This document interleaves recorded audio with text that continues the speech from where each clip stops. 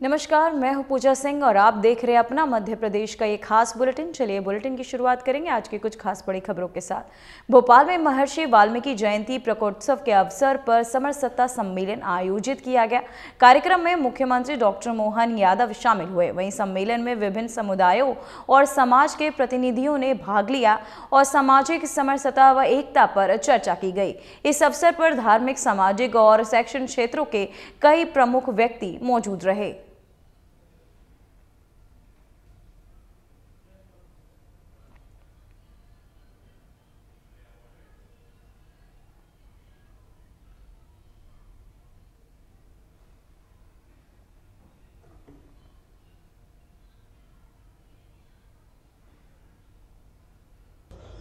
बोलिए वाल्मीकि महाराज की जय।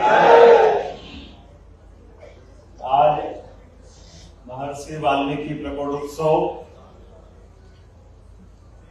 और इस अवसर पर परम पूज्य उमेश नाथ जी महाराज साहब, जोरदार अभिनंदन करें महाराज जी का। बाल योगी उमेश नाथ जी बाल्यकाल से ही धर्म मार्ग के लिए हम सबके ज्ञान मार्ग के माध्यम से, सेवा मार्ग से जोड़ते हुए संस्कारित जीवन जीने के लिए सबको प्रेरित करते हुए जिस प्रकार से आपने अपनी धर्म यात्रा में समाज सुधार की यात्रा का भाव भी रखा है, जोरदार अभिनंदन करें पवित्र भाव के लिए।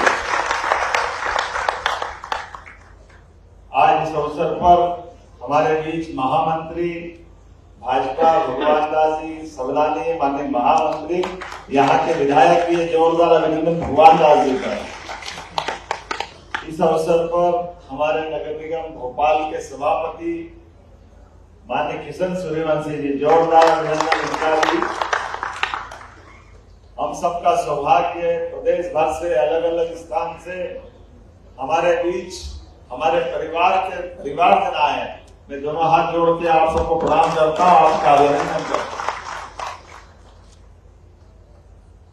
मैं वाल्मीकि जयंती और वाल्मीकि जयंती का ये पूरा पखवाड़ा शरद पूर्णिमा से, शरद पूर्णिमा ऋतुओं का राजा अगर कोई है तो शरद ऋतु, मीठी मीठी ठंडी भी प्रारंभ होती है, गर्मी से निजात भी मिलता है और चंद्रमा पूर्ण कला युक्त, 16 कलाओं से युक्त होकर के अपनी आभा बिखेरते हुए लोग तो कहते हैं कि शरद पूर्णिमा के समय अगर अपना पात्र में खीर रखो तो वो भी अमृत बराबर हो जाती है। तो ये वाल्मीकि जी का आशीर्वाद मिल जाता। जोरदार अभिनंदन करें वो अद्भुत पसंद के लिए। और कितना सुखद संयोग है हमारे तिथियों का भी, इधर शरद पूर्णिमा और उधर अमावस्या। वाल्मीकि जी ये 15 दिन की यात्रा में भगवान राम के राम राज्य लाते हुए हमको शरद पूर्णिमा दशहरे के बाद से प्रारंभ करते हैं। दशहरा हो गया, दशानंद का अपना कार्यक्रम राम जी ने तीर से तमाम कर दिया और आगे बढ़ते हुए दिवाली की तरफ समाज को ले जाते हुए राम राज्य का आनंद देने के लिए सच्चे अर्थों में अमावस्या को धन्य करते हैं और दीपावली का आनंद करते हैं। वो आनंद हमारे सबके आसपास बरस रहा है। तो एक बार सब प्रेम से बोलेंगे जय जय श्री राम, जय श्री राम। धनतेरस, रूप चौदस, दीपावली, दूसरा दिन पड़वा, पड़वा के साथ गोवर्धन पूजा। हर एक के घर के अंदर जहाँ जहाँ गोवंश है हमारे अपने लिए सच्चे अर्थों में तो दूसरे दिन दिवाली मनती। ये आनंद हमारे पूरे देश और हमारी सनातन संस्कृति में बरसता। हम सब सौभाग्यशाली भी हैं इस नाते से भी कि हमारे बीच कई सारे राज्यों में तो गुजरात सहित ये साल का नया दिन दीपावली से प्रारंभ करते हैं। हमारे यहाँ गुड़ी पड़वा से भी होता है, लेकिन ये साल के दोनों दिन बहुत महत्व के, अत्यंत आनंद के। लेकिन हम कभी भगवान राम के जीवन में देखें, श्री राम के जीवन में देखें, भगवान राम के जीवन में 3 संतों का बड़ा रोल है। एक महर्षि विश्वामित्र जब महाराज दशरथ के दरबार में प्रवेश करते और वो बताते हैं महाराज दशरथ से कि महाराज आपके राजकुमारों को मुझे चाहिए ये युवा पीढ़ी के माध्यम से हमारे पास के वन में जो असुरों ने एक तरह से आतंक का माहौल बनाया हुआ, ऋषि मुनियों सहित सबके जीवन में जो कष्ट है उसका निवारण करने के लिए। और एक ये भाव भी देखो आप विश्वामित्र जी का, वो चाहते तो भगवान राम के बजाय सेना ले जाते, महाराज दशरथ ने तो कहा मैं चलता हूँ, उन्होंने कहा नहीं नहीं आपके राजकुमारों को चाहिए। और भगवान श्री राम और लक्ष्मण जी को ले जाकर वो जब गए तो उनके साथ सेना नहीं ले, रथ पे नहीं ले, आम समाज की तरह सरकार के माध्यम से समाज की सही स्थिति का चित्रण भावी पीढ़ी को भी होना चाहिए। तो विश्वामित्र जी ने वो अद्भुत काम किया, विश्वामित्र जी के लिए भी जोरदार अभिनंदन करें उस काम के लिए। और विश्वामित्र जी जब ये बात समझा रहे तो महाराज दशरथ थोड़ा सा मन में पुत्र प्रेम के कारण से बड़े लाड़ प्यार से अपने राजकुमार और बड़ी मान मनोबल से उनके घर में पुत्र रत्न की प्राप्ति हुई, तो थोड़ा सा मन उनका ऊंचा नीचा था। तो वहां पर एक और ऋषि बैठे और उन ऋषि ने कहा वशिष्ठ जी ने कि महाराज चिंता मत करो, विश्वामित्र जी के साथ हमारे बच्चों को आप उनके साथ जरूर भेजिए। ये पूरा प्रसंग हम अगर ये सारी राम राज्य की सारी घटनाएं आज हम अगर याद रख पा रहे हैं तो इसका एकमात्र कारण महर्षि वाल्मीकि जी का कारण है। जोरदार अभिनंदन। एक नहीं दो योगदान आपके बीच में, भगवान राम का वो घटनाक्रम पूरा समाज के सामने लाना, लौकुश से लेकर बाकी घटनाक्रम में भी महर्षि वाल्मीकि जी का जो योगदान है, एक परिवार के बिछड़े बच्चों को उनके माता पिता से भी मिलाना, उनको संस्कार दिलाना, सीता माता की पूरी चिंता करना, और सच में वो वाकई अद्भुत प्रसंग है। राम राज्य आज जन जन तक पहुंचा है। जैसे ये print media, electronic media, social media नहीं हो, ये कार्यक्रम भव्य जो कितना भी अच्छा हो, लेकिन ये हाल के बाहर बात नहीं पहुंचेगी। इनको पहुंचाने के लिए चाहिए कि नहीं चाहिए? तो जो भूमिका आज है, ऐसे महर्षि वाल्मीकि जी ने अपने दिव्य दृष्टि से पूरी घटनाक्रम को कितने सुंदर प्रसंगों के साथ, सुंदर शब्दों के संयोजन के साथ सबके बीच पहुंचा करके सामाजिक समरसता का वो सच्चे अर्थों में घर घर राम लक्ष्मण बनाने का काम उन्होंने किया है। हम जोरदार अभिनंदन करें अपने महर्षि वाल्मीकि जी के उस उदार भाव के आधार पे किए गए काम को स्मरण करने का। और ये बात भी सही है, हमारे लिए और सौभाग्य है, यशस्वी प्रधानमंत्री श्रीमान नरेंद्र मोदी हमारे बीच याद करें। मैं 2016 का कुंभ भी याद करता हूं, उसके पहले और बाद के कुंभ भी याद करता हूं। सच में हमारी भूमिका और भगवान की भूमिका दोनों बराबर। भगवान भी मनुष्य मात्र की गलतियों को, उसकी गंदगी को साफ करने का आशीर्वाद देते हैं। वो अपना आशीर्वाद समाज को जोड़ने के लिए देते हैं। हम सब मनुष्य हैं, जाने अनजाने जो गलतियां होती है उस गलती को क्षमा करते हैं, वो हमारा मार्गदर्शन करते हैं। और ऐसे में मैं जानता हूं कि हमारे कुंभ मेले के अंदर कुंभ की सबसे बड़ी भूमिका स्वच्छता के लिए हमारे स्वच्छता मित्रों के साथ होती है। तो याद करो, पहले कुंभ से आखिरी, हम तो 16 के कुंभ में भी थे, वाल्मीकि घाट के ऊपर पूरे सारे महामंडलेश्वर संत महंत सारे लोग पहली बार क्षिप्रा जी का आंचल धूमधाम से जगमगाया था। उस वाल्मीकि धाम में मैं भी था, माननीय गृह मंत्री जी भी थे, सारे संत वृंद थे। वो सच में हमारी समरसता तो इसी को कहते हैं, कोई ऊंचा नहीं कोई नीचा नहीं, तेरा ही अखाड़े, उनके सारे संत महंत, इसीलिए तो अपनी ध्वजा लहराती है। और उमेश नाथ जी महाराज का सच मानो मैंने उसी दिन दिमाग लगा लिया था कि महाराज अब इस सभा के साथ राज्यसभा लायक है, ये उस सभा में जाना चाहिए। शिप्रा जी का आशीर्वाद आपको मिला है। शिप्रा जी जिसको आशीर्वाद देते हैं वो कोई मामूली बात नहीं। ये अवंतिका नगरी, महाकाल की नगरी, और महाकाल की नगरी से कोई विक्रमादित्य बनता, कोई भर्तरी बनता, कोई कालिदास बनता, कोई घटकर पर बनता। आज से नहीं हजारों साल से भगवान की उस नगरी का धाम जिसका नाम अवंतिका है। हम सब तो सामान्य मनुष्य, वो ईश्वर के रूप में कहाँ किसको क्या आशीर्वाद दे दे, ये कालों के काल महाकाल से अच्छा कोई नहीं जानता। सबका काल नियत। ऐसे में नियति ने आज महाराज जी को राज्यसभा पहुंचाया।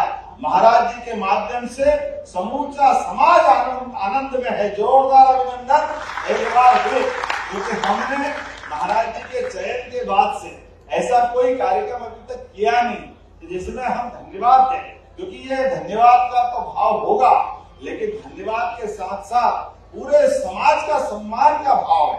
एक एक व्यक्ति का महाराज तो प्रतीक रूप में है, लेकिन सच में तो हम सब बने।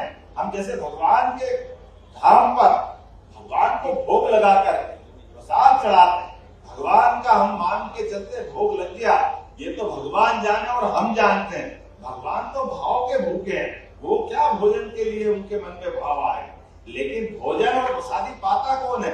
हमारे सबके हाथ तो लगती है। आनंद आता कि नहीं आता?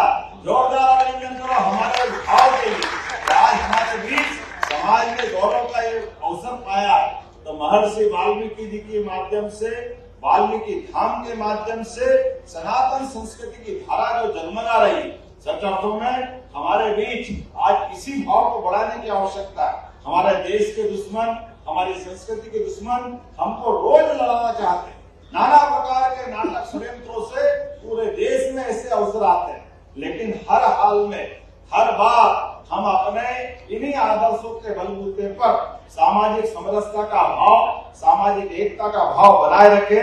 मुझे आज ज्ञापन दे रहे थे, वो ज्ञापन पढ़ते पढ़ते मैंने कहा जरा ठहरो, जल्दी मत करो।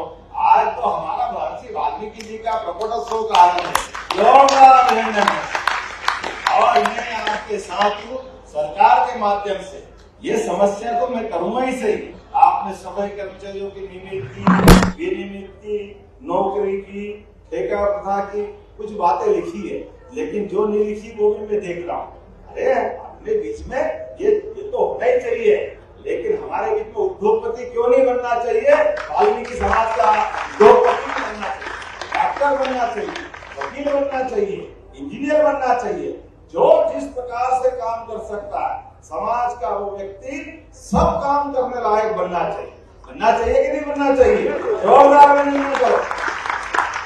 आज हमारी सरकार के माध्यम से सभी प्रकार के कामों को प्रोत्साहन देने का जब अपना अभियान चलाना है, तो सरकार को यशस्वी प्रधानमंत्री का वो घोष वाक्य है नरेंद्र मोदी जी का, सबका साथ, सबका विकास, सबका विश्वास, सबका प्रयास। जब सबका साथ कर रहे हैं तो सबका विकास होना चाहिए कि नहीं होना चाहिए?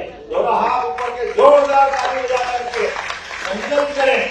हमारे अपने जीवन में, व्यक्तिगत जीवन में कौन सोने चांदी के मामले में आया? हर एक के जीवन में कष्ट है, उसकी चुनौती है, लेकिन हमारी पीढ़ी चुनौती का सहन करती है, उससे आगे बढ़ती है, और आने वाली पीढ़ी आनंद में होना चाहिए, इसलिए काम करती है। लेकिन काम के माध्यम से अपना कुल, वंश, समाज सब गौरवान्वित होना चाहिए। इसीलिए तो संत वृंद हमारे बीच अपना सब कुछ छोड़ करके हमारे बीच आशीर्वाद देने आते हैं। हमने भगवान को नहीं देखा, लेकिन संतों को देखा। संतों के जीवन से हम अपना जीवन धन्य पाते हैं। जोरदार अभिनंदन करें हमारे संत परंपरा के लिए। मैं अपनी ओर से, क्योंकि आज शुद्ध रूप से महर्षि वाल्मीकि के इस प्रकट उत्सव के माध्यम से आपके बीच आया था, और भविष्य में बार बार हम मिलते रहेंगे। इन सारे विषयों पे हम गंभीरता के साथ आगे चलेंगे, और जैसा कि मैंने कहा है कि हमारे बीच ऐसे और भी विषय आए जो अभी नहीं आए, उनको भी जोड़ेंगे। जो आज हमारे साथ आने वाले थे, कोई कारण से अभी रास्ते में रह गए, उनको भी मैं नमस्कार कर रहा हूँ, सबको बधाई दे रहा हूँ। सच में हाल ही छोटा पड़ गया महाराज, सब आ जाते तो हमारा क्या होता है? कोई बात नहीं, आने वाले समय में और बड़ी जगह करेंगे, बड़ा आनंद करेंगे। एक बार फिर आप सबका वंदन, अभिनंदन। मेरी अपनी ओर से आगामी दीपावली की बधाई। एक जानकारी देते हुए यहाँ से मैं श्योपुर जा रहा हूँ, और लाडली बहनों की राशि उनके हाथ में डाल रहा हूँ। अपनी बहनों की दिवाली बनना चाहिए कि नहीं बनना चाहिए? जोरदार अभिनंदन करें। जो जहाँ जहाँ लाडली बहना है, हमारी सरकार उन सबके लिए भी धनराशि देने वाली है। कोई योजना के लिए कोई कमी नहीं। इसी प्रकार से प्रत्येक समाज को आगे बढ़ाते हुए, उसमें वाल्मीकि समाज भी है, यही क्रम जारी रहेगा। अपनी ओर से पुनः आप सबका वंदन अभिनंदन। बोले महर्षि वाल्मीकि महाराज की, उमेश नाथ जी महाराज की। बहुत बहुत धन्यवाद। भारत माता की जय। तो वहीं मुख्यमंत्री मोहन यादव ने पल्स पोलियो अभियान के तहत बच्चों को पोलियो ड्रॉप्स पिलाई। इस अवसर पर उन्होंने बच्चों और अभिभावकों से अपील की कि वे अभियान में सक्रिय रूप से भाग लें और सभी बच्चों को पोलियो से सुरक्षित रखें। मुख्यमंत्री ने कहा कि पल्स पोलियो अभियान देश भर में बच्चों को पोलियो जैसी गंभीर बीमारी से बचाने के लिए महत्वपूर्ण कदम है। उन्होंने स्वास्थ्य अधिकारियों और कर्मचारियों की मेहनत की सराहना की और कहा कि इस तरह के अभियान से बच्चों का स्वास्थ्य सुनिश्चित करने में मदद मिलती है। इस अवसर पर शहर के विभिन्न स्वास्थ्य केंद्रों से भी कर्मचारियों ने भाग लिया और बच्चों को पोलियो ड्रॉप्स देने के साथ साथ उन्हें स्वास्थ्य संबंधी जानकारी भी दी। वहीं अभियान के दौरान माता पिता और अभिभावक भी बच्चों के साथ उपस्थित रहे और कार्यक्रम को सफल बनाने में सहयोग किया।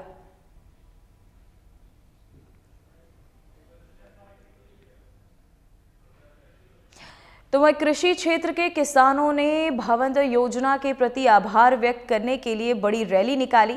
इस रैली में मुख्यमंत्री डॉक्टर मोहन यादव के प्रति धन्यवाद व्यक्त करते हुए हजारों की संख्या में किसान शामिल हुए। वहीं किसानों ने अपनी आभार रैली में ट्रैक्टरों की कतारें सजाई और कृषि उपज मंडी के दशहरे मैदान और साथ ही आपको बताते चले दशहरे मैदान तक मार्च भी किया। रैली में शामिल किसानों ने भावांतर योजना के तहत प्राप्त लाभों की जानकारी साझा की और योजना के प्रभाव से अपनी आमदनी और जीवन स्तर में सुधार होने की बात भी कही। तो वह मुख्यमंत्री मोहन यादव द्वारा शुरू की गई भावांतर योजना किसानों के लिए फसल की कीमत सुनिश्चित करने और उनकी आय में स्थिरता लाने के लिए एक महत्वपूर्ण कदम मानी जा रही है। रैली में उपस्थित किसान योजना के सफल क्रियान्वयन के लिए राज्य सरकार और मुख्यमंत्री का धन्यवाद करते हुए उत्साहित दिखाई दिए।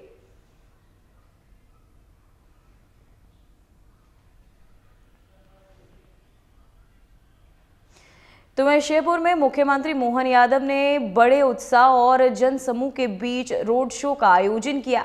इस अवसर पर उन्होंने शहर की सड़कों से होते हुए जनता के बीच पहुंचकर सीधे संवाद किया। रोड शो में बड़ी संख्या में स्थानीय नागरिकों के साथ साथ पार्टी कार्यकर्ता भी शामिल हुए। तो वहीं मुख्यमंत्री ने लोगों से योजनाओं के प्रति जागरूक रहने और सरकार के विकास प्रयासों में सहयोग देने का आग्रह किया। रोड शो में बड़ी संख्या में नागरिक और पार्टी कार्यकर्ता शामिल हुए। तो वहीं मुख्यमंत्री ने श्योपुर में परियोजनाओं और भविष्य की योजनाओं पर जोर देते हुए लोगों का समर्थन मांगा।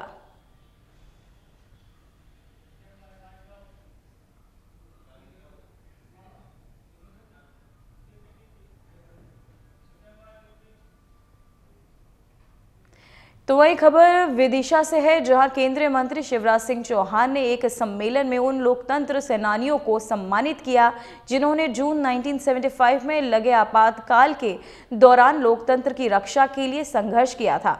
उन्होंने कहा कि इन सेनानियों के त्याग और संघर्ष के कारण ही देश में लोकतंत्र की पुनर्स्थापना संभव हो सकी है। शिवराज ने कहा कि उनका योगदान भारत की लोकतांत्रिक इतिहास में स्वर्ण अक्षरों में लिखा जाएगा। वहीं सम्मेलन में देश भर से लोकतंत्र सेनानियों ने भाग लिया।